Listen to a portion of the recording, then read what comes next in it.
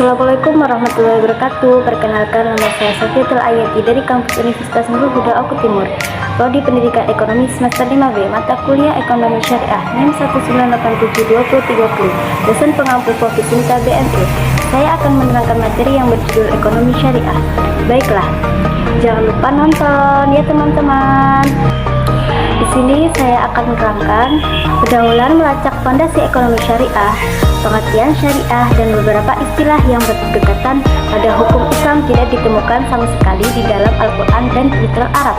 Yang ada dalam Al-Quran adalah kata-kata syariah fikih untuk Allah, seakan dengannya istilah hukum Islam ini muncul belakangan sebagai terjemahnya dari Islam law. Dan adapun istilah syariah berdiri berasal dari kata al-syariah dan al-syir'ah menurut Ahmad Hasan. Hampir-hampir ini tidak pernah digunakan pada masa-masa awal Islam. Dan adapun prinsip-prinsip syariah dan karakteristiknya, syariat sebagai suatu sistem aturan memiliki karakteristik khusus yang menjadi landasan manusia dalam memperlakukan kehidupan di dunia. Karakteristik tersebut diantaranya adalah al-syumul, menyeluruh, dan at-tawus, seimbang. Dan al-syumul berarti aturan syariah mencakup seluruh aspek kehidupan manusia yang saling berkaitan, baik ritual ibadah maupun sosial. Dan adapun fikih sebagai aplikasi syariah dalam teknologi hukum Islam. Selain istilah syariah, juga dikenal istilah fikih yang berarti paham atau mengerti. Istilah fikih dipakai oleh para fuqaha sebagai hukum yang memberikan aturan teknis sebagai pelaksanaan dari syariah. Fikih secara harfiah berarti paham, sedangkan secara semantik kata fikih bermakna mengetahui sesuatu dalam memahami dengan baik. Dan adapun ekonomi syariah sebagai bagian integral agama Islam. Ekonomi syariah dibangun atas dasar Islam karena ia merupakan bagian tak terpisah dari agama Islam. Sebagian derivasi dari agama Islam, ekonomi Islam akan mengikuti agama Islam dan berbagai aspeknya. Syariat dalam mengatur semua sisi penting kehidupan. Dan adapun yang kedua, konsep dasar ekonomi syariah. Definisi ekonomi syariah itu, menurut bahasa, kata ekonomi berasal dari bahasa Yunani, yaitu oikos, berarti keluarga atau rumah tangga, sedangkan nomos berarti peraturan atau aturan. Sedangkan menurut istilah yaitu manajemen rumah tangga atau peraturan rumah tangga. Dalam kehidupan sehari-hari, ekonomi sangat diperlakukan dalam memenuhi kebutuhan. Dan adapun yang ketiga, dasar hukum dan tujuan ekonomi syariah. Dasar hukum ekonomi syariah itu sendiri, landasan syariah dan ajaran Islam memberikan jalan tengah yang adil untuk berbagai pasangan antara dunia dan akhirat, antara rasio dan hati, antara idealisme dan fakta, antara individu dan masyarakat. Ajaran Islam mengacu pada sebagai sumber yang telah ditetapkan. Pertama, Al-Quran. Al-Quran adalah sumber utama pengetahuan sekaligus sumber hukum yang memberi inspirasi pengaturan segala aspek kehidupan. Sebagaimana firman Allah dalam surat Al-Baqarah ayat 2, kitab Al-Quran ini tidak ada keraguan padanya, petunjuk bagi mereka yang bertakwa. Dan adapun landasan konstitusional. Dan kedua, tujuan ekonomi syariah. Yang ketiga, masalah sebagai tujuan hidup. Dan yang keempat, masalah sebagai tujuan untuk mencapai falah. Syariah dibangun atas dasar agama Islam. Karenanya, ia merupakan bagian tak terpisahkan, integral dari agama Islam. Sebagian derivasi dari agama Islam, ekonomi Islam akan mengikuti agama Islam dalam berbagai aspeknya. Dan adapun ruang lingkup ekonomi syariah. Dalam pandangan Islam, kehidupan manusia di dunia merupakan rangkaian kehidupan yang telah ditetapkan Allah kepada setiap makhluknya. Paradigma ekonomi syariah. Beberapa dekade terakhir, dunia perekonomian ramai membicarakan hadirnya pemikiran dan konsep ekonomi yang baru. Konsep tersebut dikenal dengan sistem ekonomi syariah atau ekonomi Islam. Dan adapun metodologi ekonomi syariah. Muhammad An-Nasrka 1992 sebagaimana dinukil oleh Muhammad Imaduddin menjelaskan bahwa ekonomi Islam itu terdiri dari 3 kerangka metodologi. Yang pertama adalah presumptions dan ideas atau yang disebut dengan ide dan prinsip dasar dari ekonomi Islam. Ide ini bersumber dari Al-Quran, Sunnah, Fikih al-Maqasid. Dan yang selanjutnya, rancangan bangunan ekonomi syariah. Dalam ekonomi Islam, bahan bangunan itu adalah ajaran Islam yang bersumber dari Al-Quran dan Sunnah serta tradisi pemikiran yang telah dikembangkan oleh para ulama, filosof, dan tindakan-tindakan yang pemimpin Islam. Dan yang selanjutnya, paradigma ekonomi syariah. Paradigma adalah model dasar yang digunakan untuk memandang dan merancang semua struktur kurios yang dinamis bahkan revolutif yang mengandaikan sesuatu peralihan dalam kejadian historis. Adapun yang keempat, perbandingan sistem ekonomi dan ciri utama ekonomi syariah. Dan adapun faktor-faktor yang mempengaruhi sistem ekonomi. Faktor internal yang membedakan sistem ekonomi suatu negara dengan negara lainnya antara lain. 1. Ideologi. 2.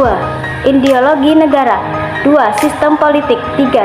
Sistem pemerintah. 4. Lembaga-lembaga sosial, ekonomi, dan budaya masyarakat negara tersebut. Adapun faktor eksternalnya yang mempengaruhi sistem ekonomi antara lain. 1. Sistem ekonomi yang dianut oleh negara. 2. Sosial budaya luar negeri. 3. Politik dunia internasional.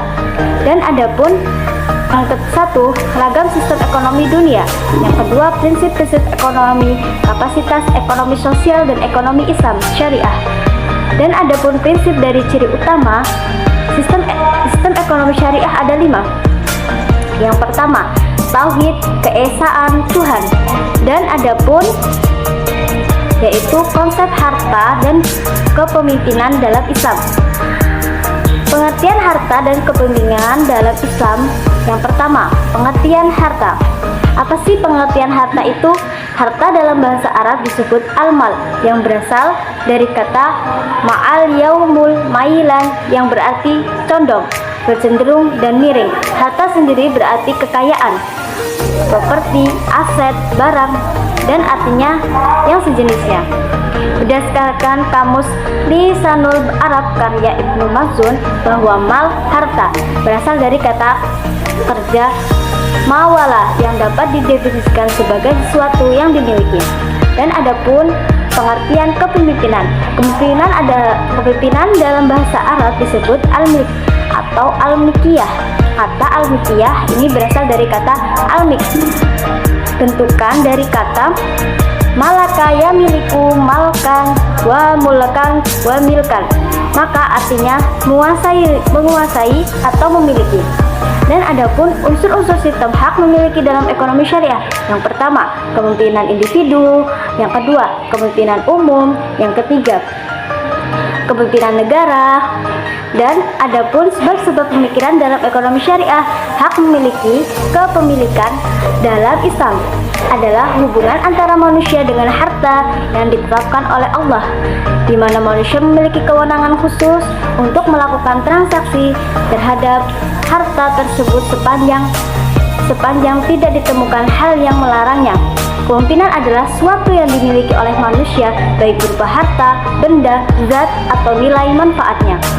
Dan adapun perbandingan hak memiliki pribadi dalam sistem ekonomi Islam dan sistem konvensional.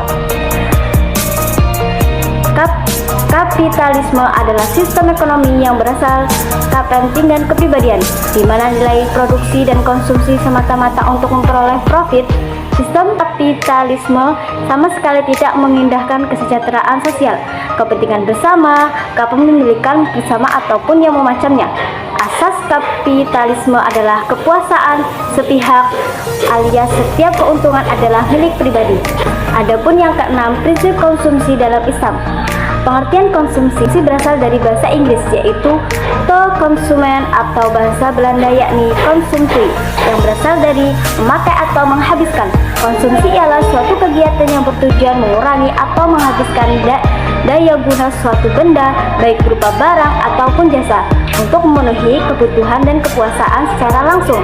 Dan adapun konsumsi dalam ekonomi syariah, konsumsi memiliki urgensi yang sangat besar dalam perekonomian karena tiada kehidupan tanpa konsumsi. Pengabdian terhadap konsumsi berarti mengabaikan kehidupan sekaligus tugas dan kehidupan.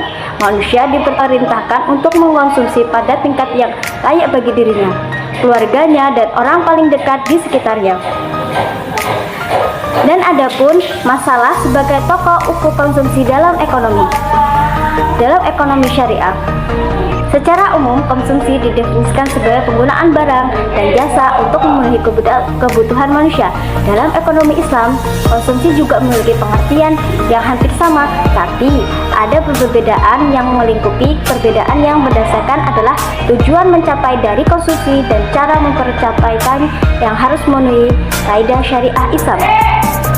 Masalah yang diterima oleh seorang konsumen ketika mengonsumsi barang dapat berbentuk salah satu di antaranya hal-hal sebagai berikut. Yang pertama, manfaat material. Yang kedua, manfaat fisik dan psikis. Yang ketiga, manfaat intelektual. Dan yang keempat, manfaat lingkungan. Yang kelima, manfaat jangka panjang. Adapun perilaku konsumen dalam ekonomi syariah, teori perlakuan konsumen rasional dalam paradigma ekonomi konvensional didasari dalam prinsip-prinsip dasar bahwa secara umum tidak seorang pun dapat mengetahui apa yang baik untuk kepentingan dirinya kecuali orang itu sendiri. Selanjutnya yang ketujuh, paradigma dalam ekonomi syariah. Yang pertama, paradigma dalam Islam. Secara etimologi, perdagangan yang intinya jual beli berarti saling menukar. Perdagangan atau dagang dalam bahasa Arab adalah tijarah yang artinya menjual, mengganti dan menukar sesuatu dengan sesuatu yang lainnya.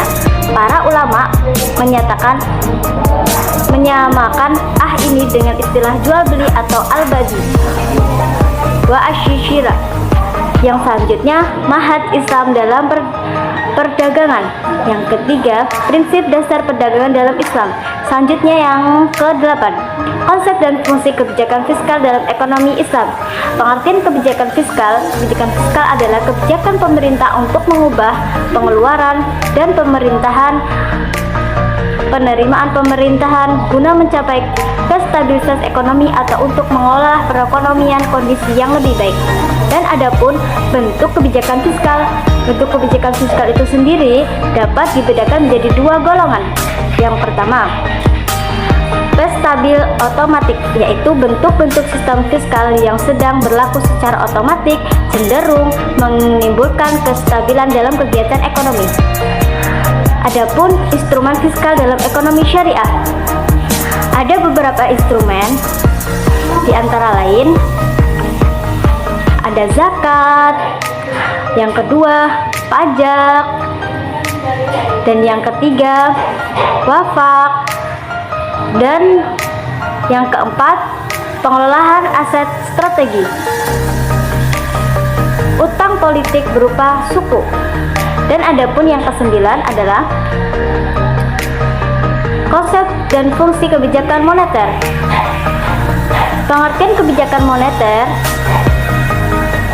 moneter adalah kebijakan pemerintah untuk memperbaiki keadaan perekonomian melalui pengaturan jumlah uang yang beredar. Dan adapun jenis-jenis kebijakan moneter. Kebijakan moneter dapat digolongkan menjadi dua. Yang pertama, kebijakan moneter ekspansif. Yang kedua, kebijakan moneter kontraktif. Adapun kebijakan moneter dapat dilakukan dengan menjalankan instrumen kebijakan moneter, yaitu antara lain yang pertama, operasi pasar terbuka, dan yang kedua, fasilitas diskonto, dan yang ketiga, rasio cadangan wajib, dan yang keempat, lambauan moral, dan kebijakan moneter tanpa bunga. Adapun yang ke-10, prinsip dasar lembaga keuangan syariah. Yang selanjutnya, pengertian lembaga keuangan. Lembaga keuangan itu sendiri dibedakan menjadi dua, yaitu lembaga keuangan konvensional dan lembaga keuangan syariah. Lembaga keuangan konvensional lebih menggunakan sistem bunga dan menyelenggarakan sistem keuangannya, sedangkan lembaga keuangan syariah lebih mengedepankan bagian hasil dan beberapa akad muamalah. Dan adapun prinsip-prinsip lembaga keuangan syariah.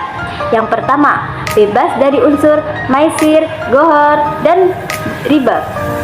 Dan kedua, menjalankan bisnis dan aktivitas perdagangan yang berbaris pada perolehan yang sah menurut syariah Islam. Dan yang ketiga, menyalurkan zakat, infak, sedekah, dan wakaf.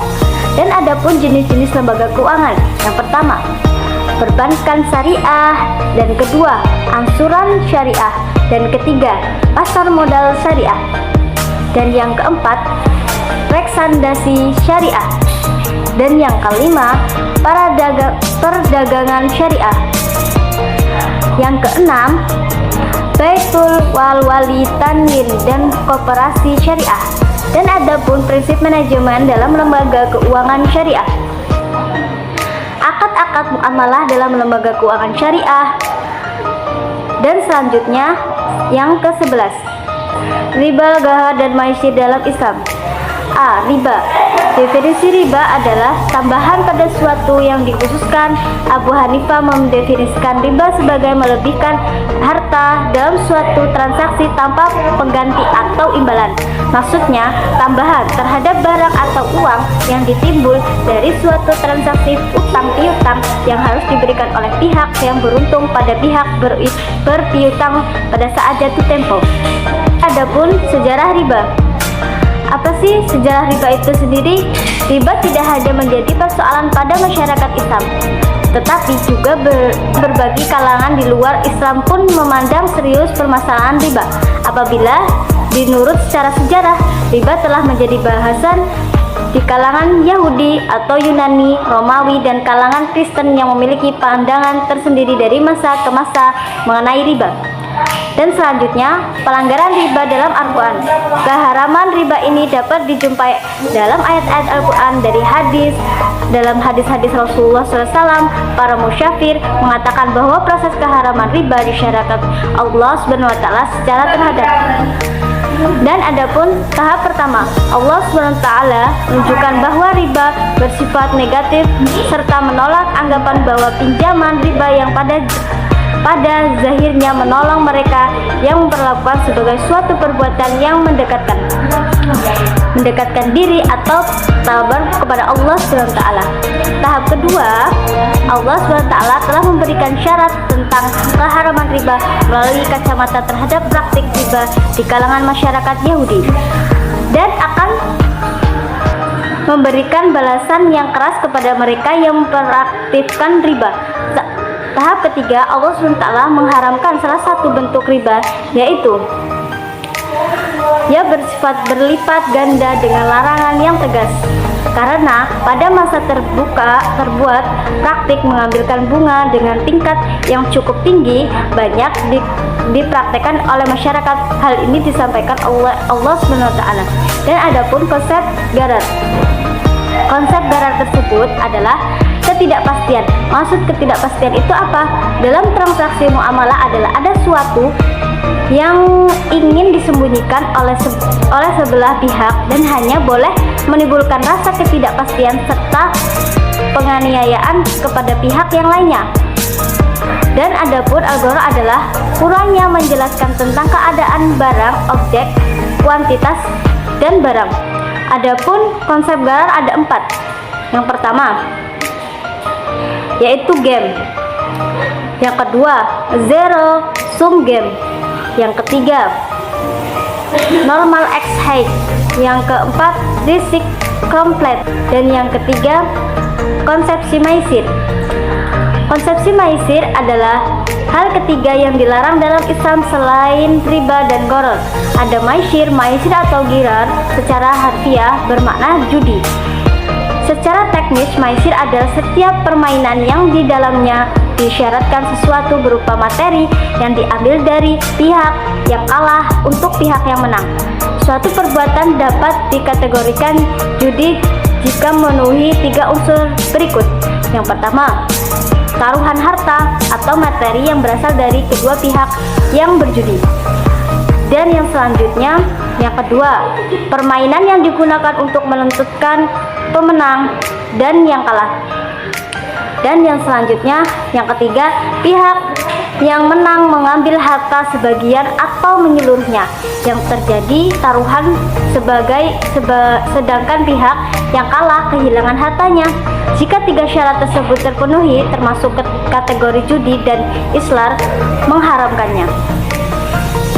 Terima kasih sudah menonton video ini. Kurang dan lebihnya saya mohon maaf. Kepada Allah saya mohon maghfirahnya. Allahumma fiqillah komentarik. Wassalamualaikum warahmatullahi wabarakatuh. Sampai jumpa. Bismillahirrahmanirrahim. Assalamualaikum sobat muslim brainer.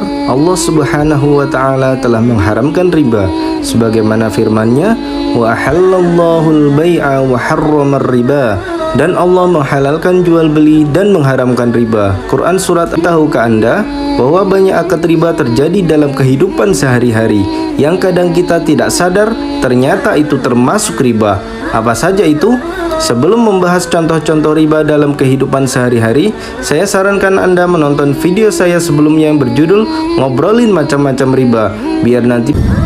Contoh pertama riba dalam kehidupan sehari-hari adalah pinjam uang ke lembaga keuangan, entah itu lembaga resmi seperti bank atau ke lembaga nggak resmi seperti rentenir atau pinjaman online dan lain sebagainya, yang mana bakal ada tambahan ketika kita mengembalikannya. Misal kita minjem uang 1 juta, pas pengembaliannya ada bunga 5%, maka menjadi 1.050.000. Maka 50.000 disitulah ribanya. Belum lagi kalau telat bayar, ada denda, dan ini juga riba. Contoh kedua, kredit emas. Rasulullah SAW bersabda, emas dijual dengan gandum dijual dengan gandum, syair salah satu jenis gandum dijual dengan syair, kurma dijual dengan kurma, dan garam dijual dengan garam, sama dengan sama, dan dibayar dengan kontan. Bila macam atau jenis barang berbeda, maka silahkan engkau membarterkannya dengan cara sesuka hatimu, bila hal itu dilakukan dengan cara kontan. Hadis riwayat Muslim. Dari hadis tersebut, mayoritas ulama mengharamkan tukar-menukar antara dua benda yang ilatnya sama secara tidak tunai, yaitu mata uang dengan mata uang dan bahan pokok dengan bahan pokok secara tidak tunai. Misal menukar uang dengan emas yang merupakan sesama mata uang, maka ini tidak boleh dilakukan secara kredit. Termasuk juga misal menukar rupiah dengan dolar, tapi tidak secara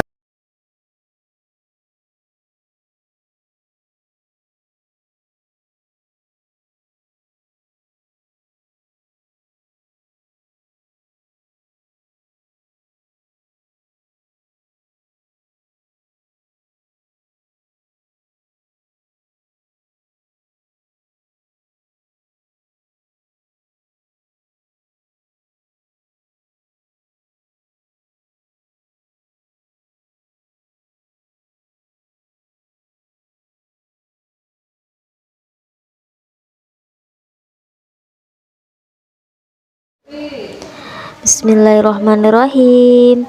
Assalamualaikum sobat musim painer. Allah SWT telah mengharamkan riba sebagaimana firman Allah, dan Allah menghalalkan jual beli dan mengharamkan riba. Quran surat Al-Baqarah ayat 275.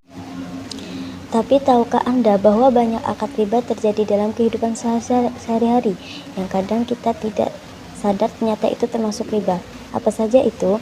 Sebelum membahas contoh-contohnya riba dalam kehidupan sehari-hari, saya sarankan untuk disimak video saya ini agar bisa dipahami.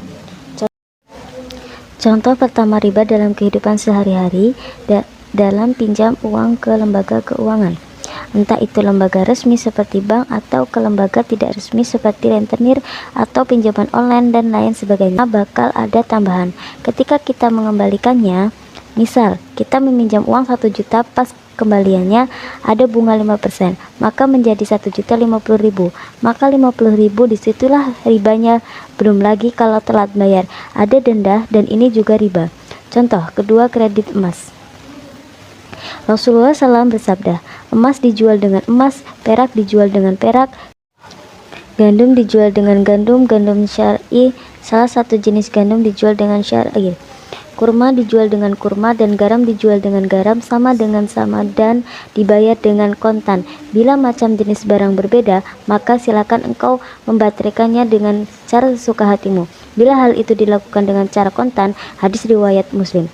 Dan hadis tersebut mayoritas ulama mengharamkan tukar-menukar antara dua benda yang ilatnya sama secara tidak tunai, yaitu mata uang dengan mata uang dan bahan pokok dengan bahan pokok secara tidak tunai. Misal menukar uang dengan emas merupakan sama mata uang, maka ini tidak boleh dilakukan secara kredit. Termasuk juga misal menukar rupiah dengan dolar tapi secara tidak tunai atau pada penundaannya.